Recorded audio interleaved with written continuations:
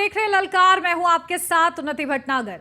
पश्चिमी यूपी में इन दिनों जयंत चौधरी के सियासी रुख को लेकर चर्चाओं का बाजार गर्म है। इससे खुद छोटे चौधरी ने बीते दिनों ट्वीट करके और हवा दे दी है।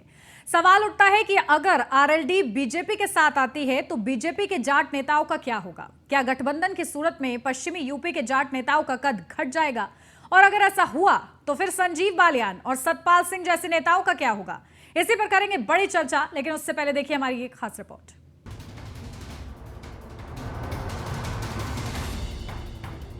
आरएलडी संग एनडीए की खीर होगी तैयार। जाटलैंड में बीजेपी पार होगी मझधार। छोटे चौधरी बड़ा गेम करने को तैयार। पश्चिमी यूपी की सियासत गर्म है। आरएलडी अध्यक्ष जयंत चौधरी का रुख क्या होगा, इसे लेकर सस्पेंस बरकरार है। मगर खुद छोटे चौधरी अटकलों को हवा देने से बाज नहीं आ रहे। सवाल उठता है कि क्या लोकसभा चुनाव से पहले पश्चिमी यूपी में कोई बड़ा गेम करने की तैयारी में हैं जयंत चौधरी? ये और बात है कि बीजेपी से गठबंधन के सवाल पर अभी तक जयंत ने पत्ते नहीं खोले हैं। फिर सवाल उठता है कि आखिर पेच कहां फंस रहा है? क्या आरएलडी की कुछ शर्तें बीजेपी नेतृत्व को असहज कर रही हैं, या फिर जयंत कोई दूसरा गेम खेल रहे हैं? जानकारों की माने तो इसके पीछे दो वजह हो सकती हैं। पहली वजह हो सकती है प्रेशर पॉलिटिक्स, जिससे वो सपा और बीजेपी दोनों से बार्गेनिंग करने की स्थिति में नजर आ रहे हैं। हाल ही में नगर निकाय चुनाव में निगमों की सीटों को लेकर सपा से नाराजगी की खबरें आई थीं। ऐसे में लोकसभा के लिए सीट बंटवारे में अपना हिस्सा बढ़ाने की मांग कर सकते हैं। कुछ ऐसा ही दांव बीजेपी के साथ जाने पर वो आजमा सकते हैं। सूत्रों की माने तो कई आरएलडी जाट नेता चाहते हैं कि जयंत बीजेपी से गठबंधन कर लें। इसकी वजह है कि सत्ता में हिस्सेदारी, साथ ही विधानसभा चुनाव में सपा आरएलडी के गठबंधन के बावजूद पश्चिमी यूपी में बीजेपी का प्रदर्शन उतना भी खराब नहीं रहा था। ऐसे में जनाधार बढ़ाने के लिए भी आरएलडी का बीजेपी के साथ आना मुफीद है। फिर सवाल उठता है कि अगर गठबंधन की स्थिति बनती है तो बीजेपी के उन नेताओं का क्या होगा जो अभी पार्टी में बड़े जाट चेहरे बने हुए हैं? जयंत अगर बीजेपी के साथ आते हैं तो कई दिग्गजों की कुर्सी खतरे में आ जाएगी। इनमें सबसे बड़ा नाम संजीव बालियान और बागपत से सांसद सतपाल सिंह का है। ये दोनों सीटें आरएलडी का गढ़ रही हैं, जिससे जयंत कतई समझौता नहीं करेंगे। बागपत से 2019 में खुद जयंत चौधरी चुनाव लड़ चुके हैं, जबकि मुजफ्फरनगर से अजीत सिंह चुनाव लड़े थे। भविष्य को देखते हुए संजीव बालियान बिजनौर के दौरे ज्यादा कर रहे हैं, जबकि सत्यपाल सिंह का रुख अभी साफ नहीं है। इसके अलावा मथुरा और अलीगढ़ की सीटों पर भी पेच फंसना तय है। यानी आरएलडी और बीजेपी की दोस्ती दोनों के सियासी लिहाज से एक बेहतर विकल्प हो सकती है। लेकिन इसमें सबसे बड़ा पेच बीजेपी के वो जाट नेता हैं जिनके सियासी भविष्य पर इस गठबंधन का बड़ा असर पड़ेगा। वैसे आरएलडी का इतिहास देखें तो जब भी वो बीजेपी के साथ आई है तो उसे फायदा ही हुआ है। पश्चिमी यूपी की 12 सीटें जाट बाहुल्य वाली हैं। 2009 में बीजेपी के साथ गठबंधन में आरएलडी को यहाँ 6 सीटें मिली थीं। वहीं उससे पहले 2004 में आरएलडी का गठबंधन कांग्रेस के साथ था, जब उसे महज 3 सीटें ही मिल पाई थी। बीजेपी से अलग होने के बाद 2014 और 2019 के चुनाव में आरएलडी का खाता भी नहीं खुला। इसके बाद भी मुजफ्फरनगर, बागपत, कैराना, मेरठ, बिजनौर, नगीना, अलीगढ़, बुलंदशहर, मथुरा, आगरा, संभल, अमरोहा समेत कई सीटों पर जाट समुदाय में पार्टी की अच्छी पकड़ है। राष्ट्रीय लोकदल निरंतर किसानों की, युवाओं की, महिला सुरक्षा की, व्यापारियों की व जनहित मुद्दों पर राजनीति करता है। राष्ट्रीय लोकदल ने कभी भी धर्म और जाति के नाम पर राजनीति नहीं की। जिस तरीके से भारतीय जनता पार्टी धर्म और जाति के नाम पर देश का विघटन करना चाहती है, देश की जनता को लड़ा के रखना चाहती है, राष्ट्रीय लोकदल और भारतीय जनता पार्टी का कभी भी एका नहीं हो सकता है। 23 जून को पटना में हुई विपक्षी दलों की बैठक में आदरणीय जयंत चौधरी जी विदेश में होने के कारण शामिल नहीं हुए थे। विपक्षी दलों की दूसरी होने वाली बैठक में आदरणीय जयंत चौधरी जी शामिल होंगे और आने वाला लोकसभा चुनाव विपक्षी दलों के साथ मिल के लड़ेंगे और भारतीय जनता पार्टी को हराने का काम करेंगे। जहां तक भारतीय जनता पार्टी में विपक्षी दलों के नेताओं के शामिल होने का सवाल है, आज पूरे देश में भारतीय जनता पार्टी के बाहर से आए हुए लोग, मुख्यमंत्री हैं, मंत्री हैं, पदाधिकारी हैं, आज भारतीय जनता पार्टी के जो पुराने लोग हैं वो कहीं खो गए हैं। कहना गलत ना होगा कि अगर जयंत चौधरी बीजेपी के साथ आते हैं तो सियासत की खीर उन्हें खाने का मौका जरूर मिलेगा, जिसका कुछ दिन पहले वो जिक्र कर चुके हैं। लेकिन इससे उलट बीजेपी के कई जाट नेताओं के लिए सियासी तौर पर एक गठबंधन भारी भी पड़ सकता है, जो अब तक जाटों के नुमाइंदे के रूप में बीजेपी की सरकार और संगठन में लंबे वक्त से धमक के साथ बैठे हैं। Bureau report, news 1 India. तो रिपोर्ट आपने देखी और इसीलिए हम पूछ रहे हैं कि क्या छोटे चौधरी कोई बड़ा गेम करने जा रहे हैं। चलिए चर्चा की शुरुआत करते हैं। सबसे पहले आपको मेहमानों से रूबरू कराती हूँ। राघवेंद्र सिंह प्रवक्ता बीजेपी से हमारे साथ जुड़ गए हैं, अशोक यादव प्रवक्ता समाजवादी पार्टी से हमारे साथ जुड़ गए हैं, रोहित अग्रवाल प्रवक्ता आरएलडी से हमारे साथ जुड़ गए हैं, आलोक द्विवेदी पॉलिटिकल एक्सपर्ट हमारे साथ जुड़ गए हैं। आप सभी का बहुत शुक्रिया खास हमारे साथ चर्चा में शामिल होने के लिए। और शुरुआत राघवेंद्र जी के साथ। देखिए राघवेंद्र जी, बीजेपी जो है विपक्षी दलों को गले लगाने के लिए तैयार रहती है और खासतौर से तब जब उसके राजनीतिक मायने बेहतर हो सके, राजनीतिक का फायदा उसको हो सके। ऐसे में आरएलडी को क्या साथ लाएगी बीजेपी? सीधा सा सवाल। देखिए, हमारा हर उस पार्टी का स्वागत है जो हमारी विचारधारा के साथ रहना चाहता है। हम हर उस सोच के साथ हैं जो भारतीय जनता पार्टी के सोच के साथ रहना चाहता है। आरएलडी एक पश्चिमी उत्तर प्रदेश में प्रभावी राजनीतिक दल है। उनका जाट क्षेत्र में ठीक ठाक प्रभाव है और जो जयंत चौधरी जी एक भले इंसान भी हैं, हमारे साथ वो रह भी चुके हैं। निश्चित रूप से अगर पश्चिमी उत्तर प्रदेश में समझौता होता है, भारतीय जनता पार्टी को भी उसका लाभ होगा और कहीं ना कहीं जयंत चौधरी को भी उसका लाभ होगा। लेकिन अभी तक ऐसी कोई गुंजाइश मुझे दिखाई नहीं पड़ रही है। ना जयंत चौधरी की तरफ से कोई ऐसी बात आई है, ना भारतीय जनता पार्टी ने अभी कोई ऐसी बात कही है। अभी दिल्ली दूर है, अभी इस विषय पर कोई सीधे सीधे बात कहना हमें लग रहा है जल्दबाजी होगी। बिल्कुल ठीक है, यानी कि विचार विमर्श के लिए समय चाहिए लेकिन पूरी तरह से ना भी नहीं है। ठीक है रोहित जी, देखिए आरएलडी का क्या रुख है? क्या आरएलडी, क्योंकि देखिए 14 के आपने नतीजे देखे और उसी के साथ 19 के आपने नतीजे देखे, इसके अनुसार क्या आरएलडी विचार विमर्श नहीं करेगी अगर बीजेपी मौका देती है तो नतीजे देखिए, दल जनता के प्रति संकल्पित है, किसानों के प्रति संकल्पित है, किसानों की समस्या के प्रति संकल्पित है और जितनी भी जन विरोधी शक्तियां आज देश में काम कर रही हैं उनको 2024 में उखाड़ फेंकने के लिए संकल्पित है।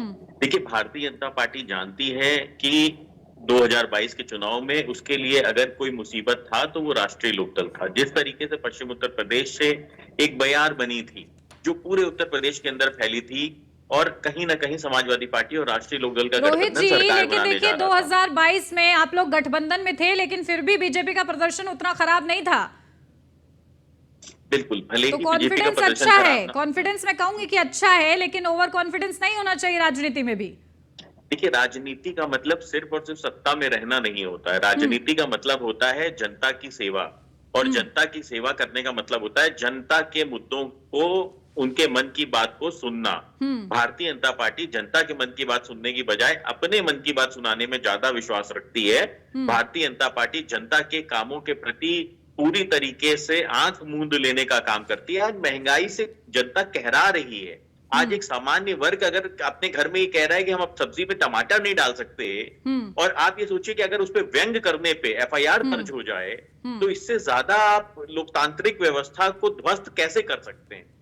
आप एक तरफ तो कहते हो कि साहब राष्ट्रीय लोकदल अच्छी पार्टी है, राष्ट्रीय लोकदल का प्रभाव है पश्चिम उत्तर प्रदेश में, जाट समुदाय में राष्ट्रीय लोकदल का प्रभाव है, किसानों के प्रति राष्ट्रीय लोकदल का प्रभाव है, भाजपा के साथ आ जाए राष्ट्रीय लोकदल तो एक अच्छा गठबंधन बन सकता है। परंतु वहीं आप किसानों की अवहेलना करने रखते हो, वहीं आप किसानों की समस्या को नहीं सुनना चाहते, आम आदमी की समस्या को नहीं सुनना चाहते। तो ऐसी तानाशाह सरकार के साथ राष्ट्रीय लोकदल की परिकल्पना कैसे की जा सकती है? देखिए, राष्ट्रीय लोकदल चौधरी चरण सिंह जी की विचारधारा का दल है। राष्ट्रीय लोकदल निरंतर जनता के मुद्दों पर राजनीति करता रहा है। राष्ट्रीय लोकदल ने हमेशा किसानों के प्रति समर्पित भाव को दिखाया है।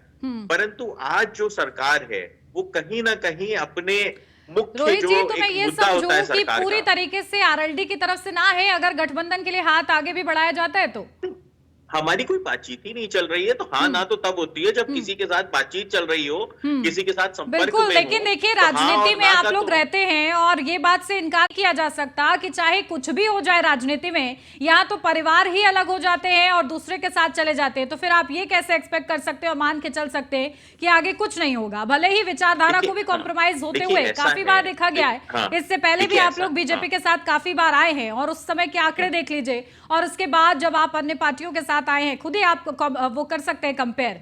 लेकिन चलिए अशोक यादव जी, समाजवादी पार्टी का क्या रुख रहेगा? 10 सेकंड दे दीजिए मुझे, 10 सेकंड दीजिए उन्नति जी, मैं आपको ठीक है, चलिए आप 10 सेकंड में आपको देती हूँ। राजनीति की तो स्थिति ये है कि स्वयं प्रधानमंत्री जी को नहीं पता था कि अजीत पवार जी भारतीय जनता पार्टी ज्वाइन करने आ रहे हैं। अगर उनको पता होता तो शायद वो मध्य प्रदेश के अंदर 70,000 करोड़ रुपए के भ्रष्टाचार का आरोप न लगाते, और 2 दिन बाद अजीत पवार जी को उन्होंने डिप्टी सीएम बना दिया। तो राजनीति के अंदर अटकलें लगाना और राजनीति के अंदर कल क्या होगा, बिल्कुल यही मेरे कहने का मतलब था। चलिए रोहित जी, आप आखिरकार मान गए मैं क्या कहना चाह रही थी, वो समझ गए मुझे लगता है आप। अशोक जी देखिए किस तरीके से समाजवादी पार्टी का क्या स्टैंड रहेगा, समाजवादी पार्टी कैसे एकजुट रखेगी, आखिर जो गठबंधन है जहां एक तरफ विपक्षी एकता की बात होती है लेकिन विचारधाराएं जो है अलग अलग हो जाती हैं, क्या ऐसे हो पाएगी एकता? उन्नति जी देखिए, समाजवादी पार्टी का स्पष्ट मानना है कि यह एक तरह का भ्रम फैलाया जा रहा है भारतीय जनता पार्टी के द्वारा। ये सोची समझी इनकी एक चुनावी रणनीति का एक हिस्सा है। आपने देखा होगा जब महाराष्ट्र की घटना के बाद जिसका अजीत पवार एंड कंपनी जब ज्वाइन की भाजपा, तो उसी समय एक भ्रम फैलाया गया कि उत्तर प्रदेश में समाजवादी पार्टी का एक धड़ा किसके संपर्क में, भाजपा के नेता के संपर्क में, बिहार में फैलाया जा रहा है कि वहां पे जदयू का एक धड़ा जो संपर्क में है, इस तरह से झारखंड में फैला। तो तमाम मतलब हिंदुस्तान के लगभग हर उस जगह पे भ्रम फैलाया गया कि जहां पे विपक्ष की पार्टियां टूटने वाली। यह एक तो आप महाराष्ट्र की स्थिति की बात कर रहे हैं, आपको नहीं लगता है कि विपक्ष में ही किस तरीके से अंदर काने फूट पड़ी हुई है? बिल्कुल नहीं फूट पड़ी हुई है, विपक्ष बिल्कुल चट्टान की तरह। लीजिए आप कैसी बातें कर रहे हैं, नाम और निशान की लड़ाई सुप्रीम कोर्ट तक पहुंच गई और आपको लगता है कि विपक्ष एकजुट है? आप महाराष्ट्र का ही जिक्र कर रहे थे तो मैं आपको महाराष्ट्र का एग्जांपल दे रही हूं, हालांकि यहाँ हम उत्तर प्रदेश के लिए चर्चा करने के लिए बैठे हुए हैं। उत्तर प्रदेश की स्थिति में आप अशोक जी क्या देखते हैं, कहां देखते हैं खुद को, समाजवादी पार्टी कैसे एकजुट होने के साथ आगे बढ़ेगी, ऐसा क्या करेगी कि जो साथ वाले दल हैं वो दूसरी ओर देखे ही ना? आपने जो महाराष्ट्र की बात किया तो 5 सेकंड में वहां भी बोल देता हूँ। महाराष्ट्र में जो टूट हो रही है चाहे शिवसेना में या एनसीपी में, यह ग्राउंड लेवल पे उन दोनों पार्टियों को कई गुना मजबूती मिल रही है। वहां की जनता इंतजार कर रही है कि कब कोई चुनाव आए और भारतीय जनता पार्टी को सबक सिखाए हैं। आपने देखा वहां पे महानगर पालिका के चुनाव डर के मारे नहीं करवा रही। अरे सर, डबल इंजन से वहां ट्रिपल इंजन हो गया है, कहाँ आप उसकी बात कर रहे हैं? चलिए उत्तर प्रदेश लौट आते हैं। हवा निकल, हाँ चलिए उत्तर प्रदेश आ जाते हैं। हाँ। करने वाले उन्नति जी, उत्तर प्रदेश की बात अगर मैं करूं तो इनके जो नेता कह रहे थे कि ये फलां दलों में टूट होने जा रही है, बताएं कितने विधायक तोड़ लिए हमारे, कितने विधायक और किसी विपक्षी दल का तोड़ लिए। ये जो है जितना ये लोग हवाबाजी करते हैं सब पूरा सबको पता है। रह गई बात जाटलैंड की, तो उन्नति जी देखिए जाटलैंड में जितना जाट समाज का शोषण भारतीय जनता पार्टी की सरकार में हुआ उतना इतिहास में आज तक शोषण नहीं हुआ। आपने देखा होगा कि किसान आंदोलन में किस तरह से किसानों के सामने बिल्कुल जैसे लग रहा था कि वार हो रहा है, सरकार ने कैसे कैसे उनके साथ व्यवहार किया। आपने देखा होगा गृह राज्य मंत्री का लड़का टेनी जी का किसानों के ऊपर गाड़ी चढ़ा के उनकी हत्या कर देता है, उसके घर पे बुलडोजर पंचर हो जाता है, बाबा का नहीं चल पाता है। आपने देखा हो किस तरह से वहीं जाट समाज से आने वाली देश की पहलवान बेटियों का यौन शोषण करने वाले भारतीय जनता पार्टी के सांसद के खिलाफ पूरी सरकार खड़ी हो जाती है। सुप्रीम कोर्ट का आदेश आने के बाद गिरफ्तारी नहीं। राघवेंद्र जी देखिए इन सब बातों का आपको जवाब देना होगा जो आरोप आप पे लग रहे हैं, लेकिन इसी के साथ अशोक यादव जी देखिए बावजूद इसके बीजेपी वापस से आ गई 2022 में इतने सालों का रिकॉर्ड तोड़ते हुए, लेकिन उसके पीछे की आखिर वजह क्या समझ पा रही समाजवादी पार्टी? 2022 का जो मैडम आप बात कर रही हैं उनकी जी, 2022 में आपने देखा होगा उस समय एक न्यूज बड़ी वायरल हो रही थी कि बीएसपी के टिकट बीजेपी बांट रही है। आपने देखा होगा उस समय 2022 के चुनाव समय, तो बीएसपी जो है बिल्कुल भाजपा की बीएसपी का टिकट बांट रही थी भाजपा। नहीं देखिए, ये वहां पे ठीक बात BSP नहीं ने डमी है कैंडिडेट अशोक जी। लड़ाए। ये राग हमेशा लापा जाता है जब भी कहीं शिकस्त होती है। इस बात से हटकर आत्ममंथन की जरूरत होती है कहीं कहीं, जबकि आप लोग समाजवादी पार्टी कड़ी टक्कर दी थी 2022 में, तो आखिर उसके पीछे की क्या वजह रही कि आप लोग कैसे अब बीट कर सकते हैं, उस पर ज्यादा विचार करना चाहिए। चलिए ठीक है, हमारे साथ आलोक द्विवेदी जी भी जुड़े हुए हैं, फिर उसके बाद राघवेंद्र जी के पास जाती हूँ। आलोक द्विवेदी जी, देखिए अगर आरएलडी और बीजेपी साथ आते तो दोनों को कहीं ना कहीं फायदा मिलता नजर आ रहा है, लेकिन खैर दोनों ही अभी फिलहाल इनकार कर रहे हैं। लेकिन आने वाले समय में क्या हो सकता है, क्योंकि राजनीति में कुछ भी तय नहीं है। देखिए, तो सच्चाई की राजनीति जो है एक अवसर का खेल है। जिस भी दल जिस भी व्यक्ति को जहां भी मौका मिलता है वो वहीं पर जाता है और राजनीति को करता है। जयंत चौधरी देखिए अभी पहले इसके साथ समाजवादी पार्टी साथ में रहे हैं, लोकसभा चुनाव 2019 के अभी तक 22 तक साथ में थे। 23 में संभावना व्यक्त की जा रही शायद वो सपा से अलग हो जाए। एक सच्चाई यह है कि जयंत चौधरी जी समाजवादी पार्टी के साथ में विधानसभा चुनाव नहीं लड़ रहे होते तो शायद उनको 2 विधानसभा की सीटें भी ना मिलती। आपने चौधरी अजीत सिंह थे, जयंत चौधरी भी लड़ चुके हैं लोकसभा चुनाव। दोनों लोग चुनाव जो है 14 में हार गए थे। 2019 में जयंत चौधरी अपनी सीट हार गए थे।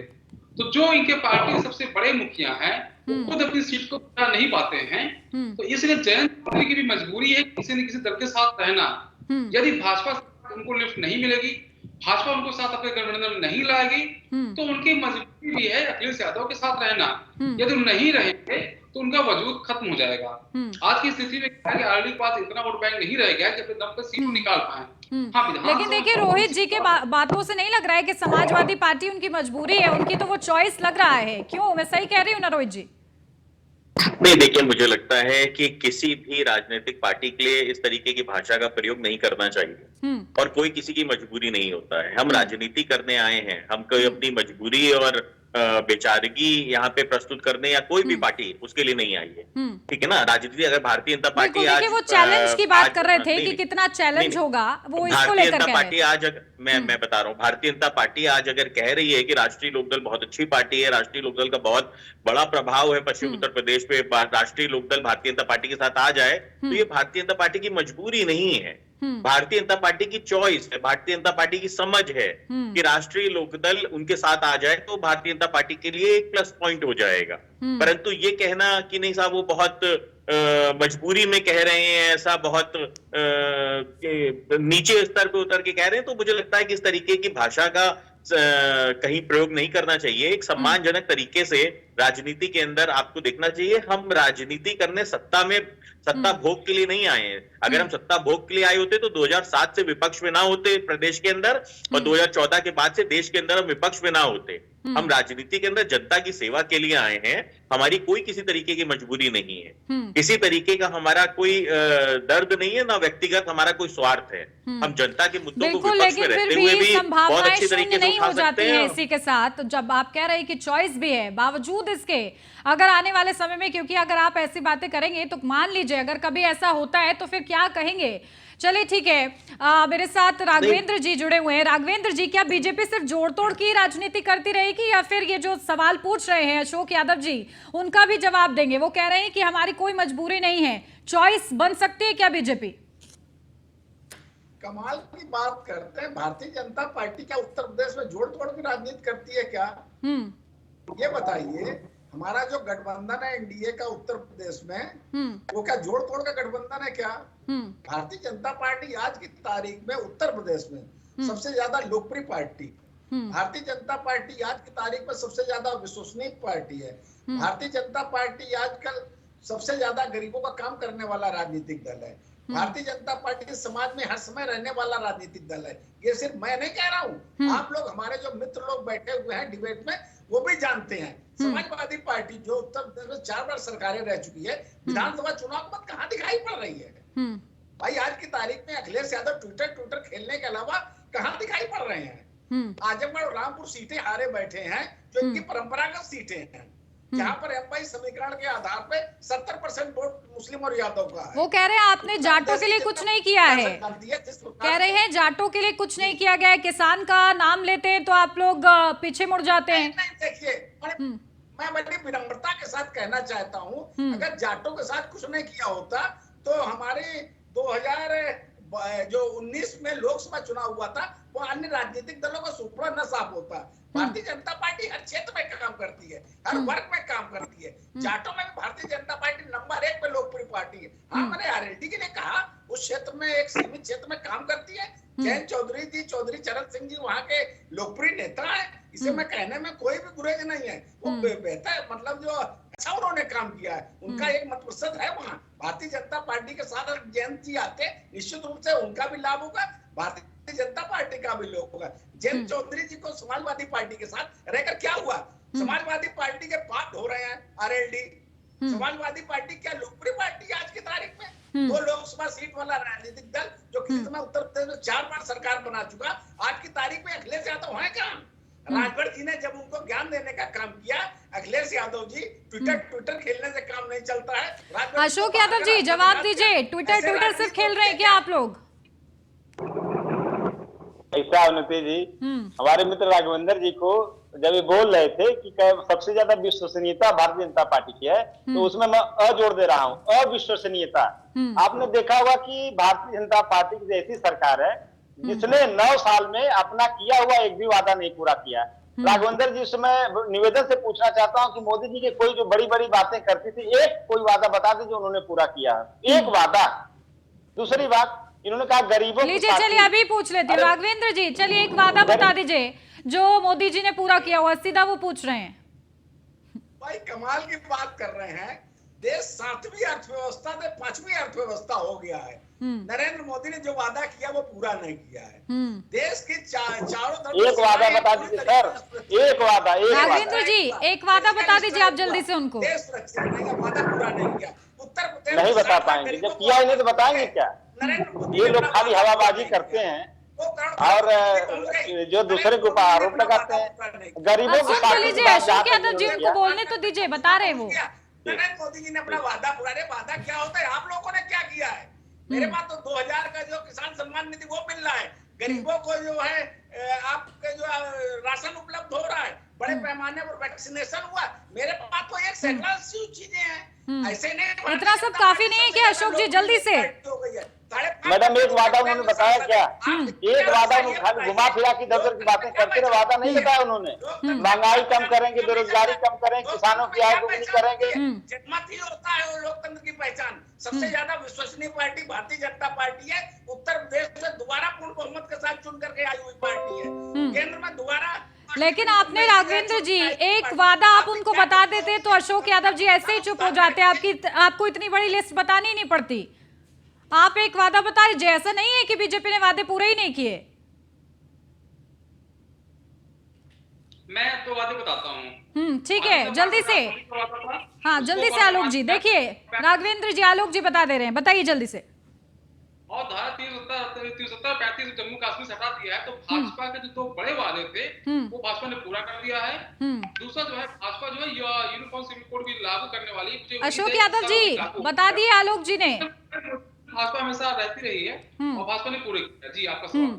अब देखिए यूसीसी का भी एक और नया वादा आ रहा है, देखते हैं वो पूरा होता है कि नहीं। ठीक है, चलिए बहुत शुक्रिया आप सभी का हमारे साथ जुड़ने के लिए खास चर्चा में। तो बड़ा सवाल यही है कि छोटे दल भी कई बार बड़ा गेम कर जाते हैं और यही कोई स्थिति बनी हुई है आरएलडी के साथ। फिलहाल संभावनाएं बरकरार है क्योंकि राजनीति में अगर संभावना नहीं है तो ये तो मुमकिन ही नहीं हो सकता कि चुनाव से पहले दल बदल का सिलसिला ना जारी रहे। ऐसे में आरएलडी अपने लिए क्या चॉइस के रूप में समाजवादी पार्टी को चुनती है या फिर बीजेपी के साथ जाती है, ये बड़ी देखने वाली बात होगी। इसी के साथ इस चर्चा में बस इतना ही। आप बने रहिए न्यूज़ 1 इंडिया के साथ।